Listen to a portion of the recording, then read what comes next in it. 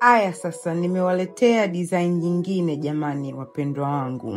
Kama mnavyoona nimeanza kwa kuchora makopa sehemu ambazo ninazotaka kuembroider. So, nimechora makopa yangu nikayajaza kama hivyo jamani.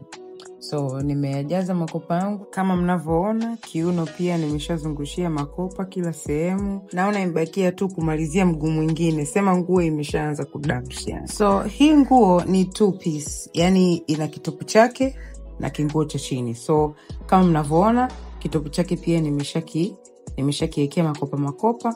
Yani bado tu mguu mmoja hivyo ya. Project yetu imekamilika jamani guys. Kama mnavyoona, jamani, angalieni mtamu jamani Jamani nimekuwa mtamu mpaka mimi ni designer. Mimi ni designer. Sijui naelewa, look at this. Look at this beautiful design guys. You know? Look at this. Okay, just look at this. Look at this. Okay? Look at this. Look at it. Are you seeing it? Are you seeing it? Ha! Oneni mtamu. Hivi mnaona jamani iko tamu. Yani imekuwa tamu mpaka mwenyewe sielewi. Panga tu. Twende na mimi.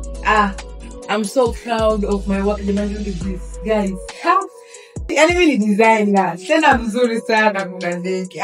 Stay tuned for my next project. Ninaanza project yangu nyingine.